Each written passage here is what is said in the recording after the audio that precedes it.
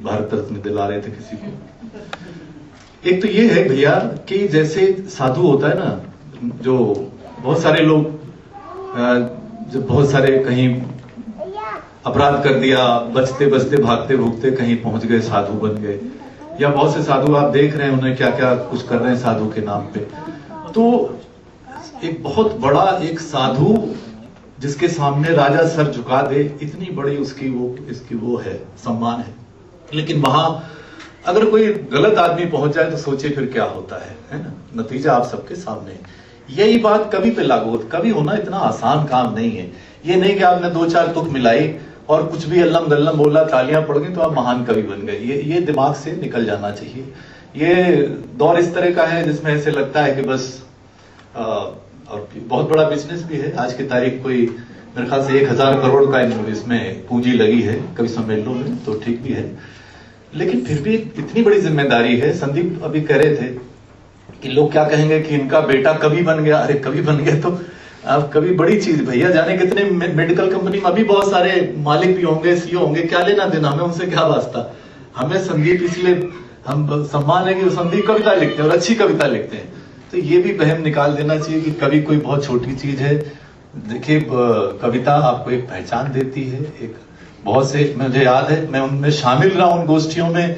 भारत के प्रधानमंत्री किडनी का वो करा करके आते थे और आके वहां पे ये जो सीरी फोर्ट में अजीत कौर जी का है, जो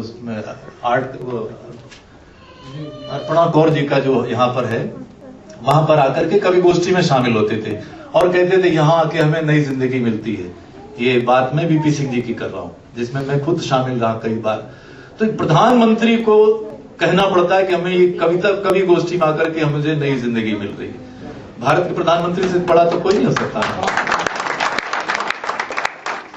ये एक कविता की एक अपनी ताकत है। इसलिए मैं कहता हूं कि इतनी जिम्मेदारी का काम है कि इसमें पढ़ना, लिखना, अध्ययन करना, चिंतन करना, साधना करना। मैं गांधी जी की जो आप बात करें तो मैं समझा दूं, मैं भी आपकी उम्र में थोड़ा जो मासी से वो बचा लेते, ये इस बात की भी नाराजगी थी। लेकिन देखिए मैं समझाऊं आपको बड़ा संक्षेप में। राम प्रसाद बिस्मिल की आत्मकथा पढ़िए आप लोग, ये सब बड़े अध्ययन की कई चीजें हैं। राम प्रसाद बिस्मिल ने 36 घंटे पहले जेल से एक वो लिखा है, आत्मकथा लिखी है, और उसमें लिखा है कि हमें तो हमारे माँ बाप ही ठुकरा देते। जितने क्रांतिकारी उनके माँ बाप उनको छोड़ देते थे, रिश्तेदार उनको डर जाते थे घर में अगर आ जाए, उनके दोस्त तो उनकी जिंदगी भागते भूगते फिरते थे। तो बिस्मिल जी ने लिखा है कि अभी इस देश में महात्मा गांधी की जरूरत है कि वो लोगों को जागरूक करें। ये गरीब मुल्क है, यहाँ के लोग गरीब थे और गांधी जी ने इसीलिए एक अहिंसक, और भगत सिंह का जो बलिदान है, माफ करिए मैंने बहुत बड़ा आर्टिकल लिखा था हिंदुस्तान टाइम्स में, भगत सिंह का जीवन क्रांतिकारी का है, लेकिन उनकी जो मृत्यु है वो गांधी का रास्ता है। उन्हें भाग जाना चाहिए था, बम फेंका था, चले जाते, नहीं गए, वहां से चले, उन्होंने सरेंडर किया और कहा कि हाँ भाई मुझे फांसी लगनी चाहिए, और फांसी पर ताकि पूरे विश्व में आजादी के बारे में चर्चा हो। ये गांधी का रास्ता था। गांधी कहते थे कि भाई हम तो आजादी हमें चाहिए, आप हमें गिरफ्तार करोगे, चले गए, फिर लौट के आएंगे, फिर वही करेंगे। तो ये जो जागरूकता है पूरे देश को जगाना, ये बहुत बड़ा काम था। गांधी के रास्ते पे चल के 7 लोगों ने नोबेल पुरस्कार जीता है, जिसमें नेल्सन मंडेला। ये आप थोड़ा सा जब आप कवि बने तो थोड़ी जिम्मेदारी, थोड़ा अध्ययन और ये सब बहुत जरूरी है। और इसलिए कि कोई बात ऐसे हजारों की भीड़ में आपको ऐसी बात कह दे जो वो उचित नहीं है। ये मेरी आपसे अपील थी। और बाकी ये है कि आजकल मैं देखता हूं कि वो जो खास करके ये शायद चैनलों की देन है कि आजकल उस वही सब चल निकला है जो अब मेरी परेशानी ये है, और राधेश्याम बंधु जी बैठे हमारे कानपुर से, इनसे 35 साल का संबंध है, 36 साल का, कि हम लोगों ने वो थोड़ा पुराना जमाना देखा है। अब आजकल तो एक एक पंक्ति पे भीख मांगी जाती है, मुझे ताली चाहिए, ऊर्जा चाहिए, आदेश दे दो, पता नहीं क्या क्या कर दो। कभी बहुत बड़ी चीज होता है,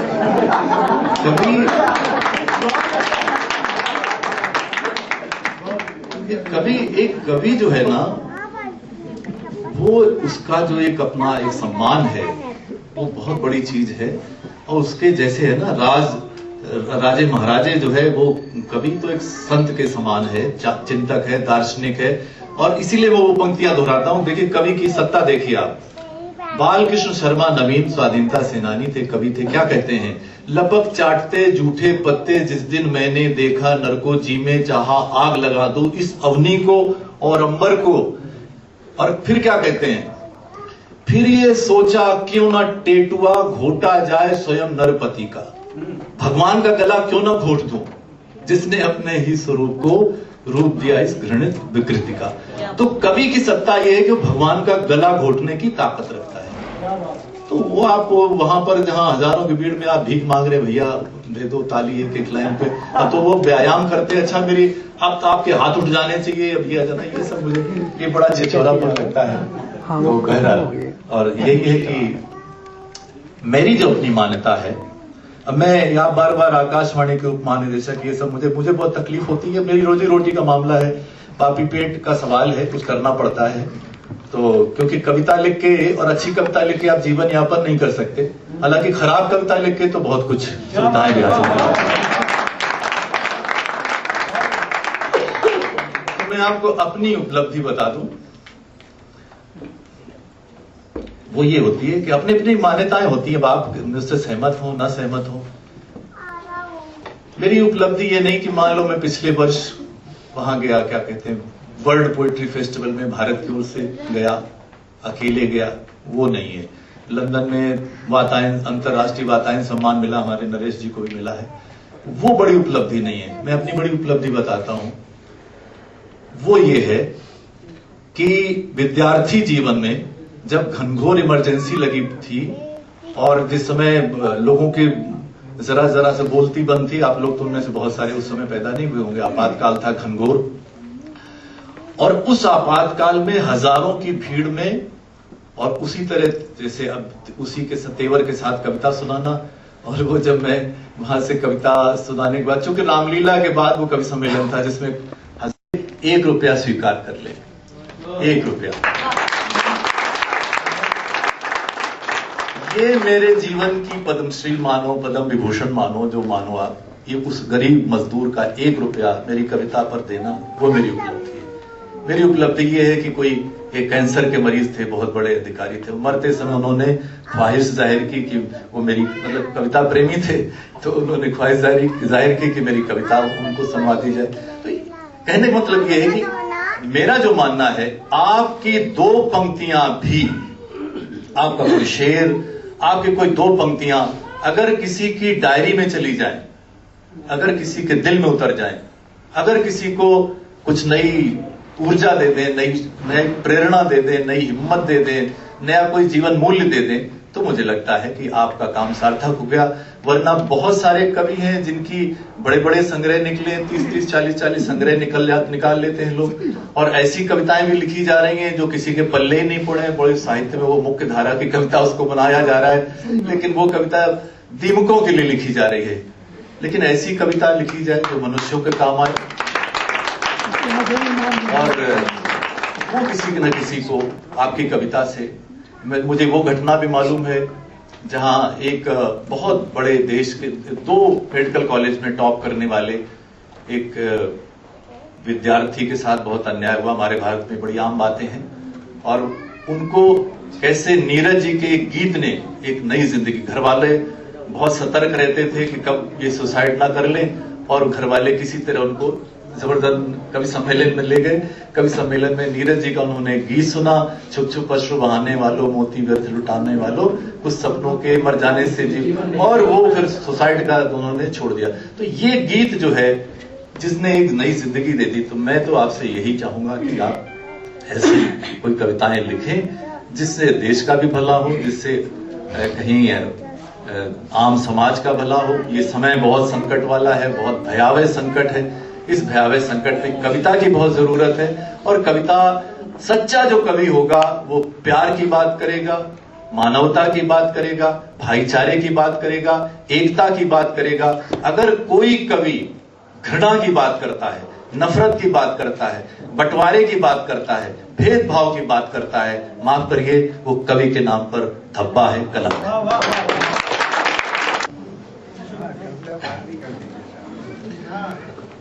चूंकि नवांकुर है इसलिए मैं ये भी कहना चाहूंगा, जैसे अभी मंगल भाई कह रहे थे नई कविता के साथ यही समस्या है कि वो समझ में नहीं आता कब खत्म हो रही है। छंद मुक्त कविता है, लेकिन ये निर्भर करता है। देखिए छंद मुक्त कविता भी ऐसी हो सकती है जिसको आसानी से, और ये भी सही है कि कोई जरूरी नहीं कि गीत गजल हो और वो हो तभी कविता बने। कविता तो संवेदना से उसका ताल्लुक है। इसलिए मैं नरेश जी ने मुक्तक की बात की तो मुक्तक सुना देता हूं, और आदरणीय बंशी जी ने कविता की बात कही तो मैं छोटी सी कविता सुना देता हूं। ये पहले मुक्तक सुन लीजिए।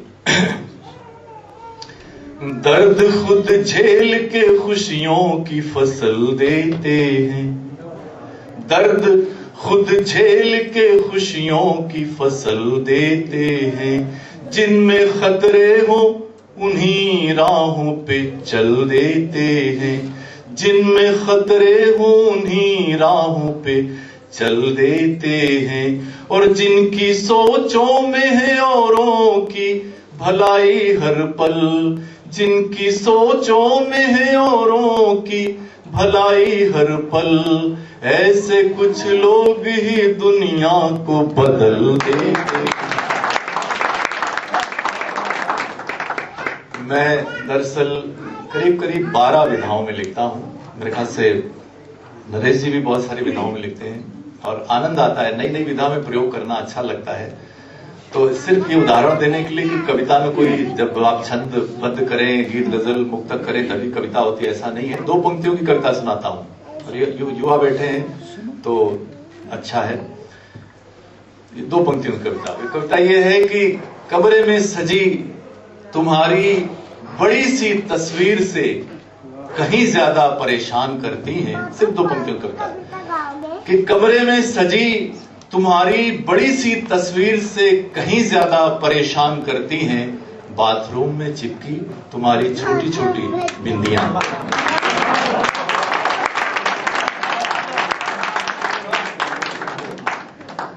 और युवा पीढ़ी बैठी है, 2-3 मॉडर्न दोहे सुन लीजिए आप।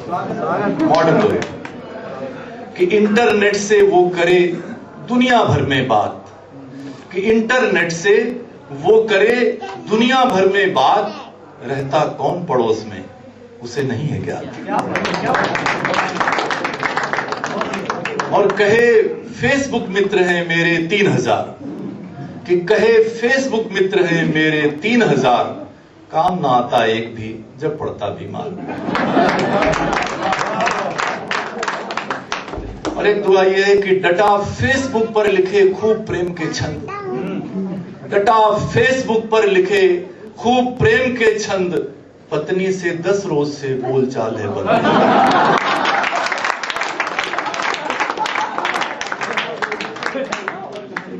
और पोस्ट लिखी हूं अति दुखी सोचूं दे दूं जान, कि पोस्ट लिखी हूं अति दुखी सोचूं दे दूं जान, 200 लाइक आ गए बंदा है हैरान।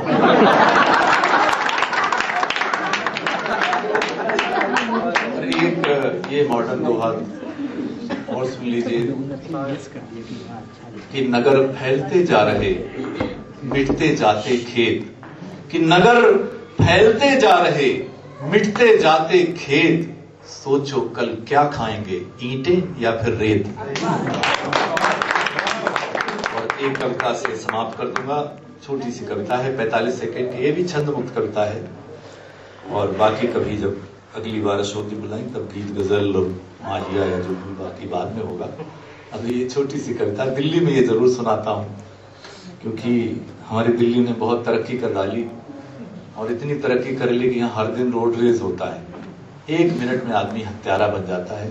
तब कवि को अपना काम करना पड़ता है, कविता को अपना काम करना पड़ता है, याद दिलाना पड़ता है समाज को कि वो क्या कर रहे हैं। कविता का शीर्षक है वे लोग,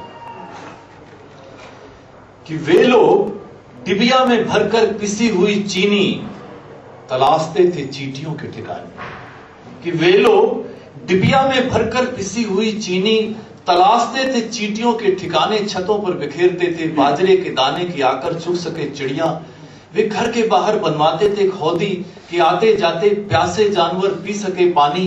भोजन प्रारंभ करने से पहले वे लोग निकालते थे गाय और दूसरे प्राणियों का हिस्सा। सूर्यास्त के बाद वे लोग नहीं तोड़ने देते थे पेड़ से पत्ती तक कि खलल न पड़ जाए सोए हुए पेड़ों की नींद में।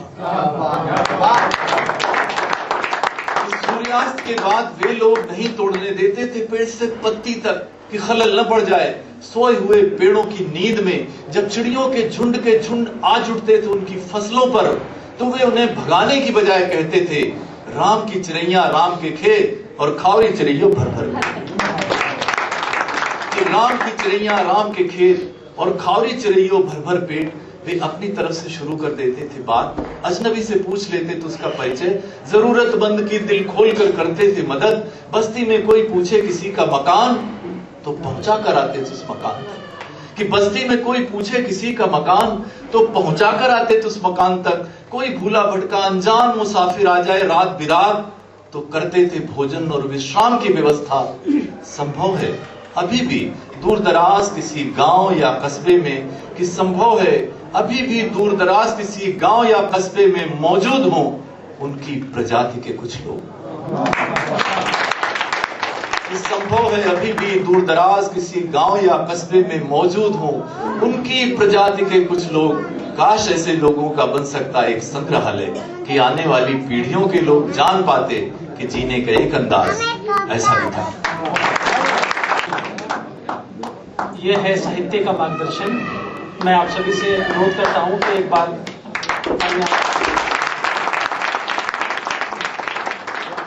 भाई अशोक कश्यप जी और काली संगत जी से अनुरोध, वाजपेयी साहब को जाना है तो जाने से पहले उनको अपना स्मृति चिन्ह अवश्य प्रदान करें।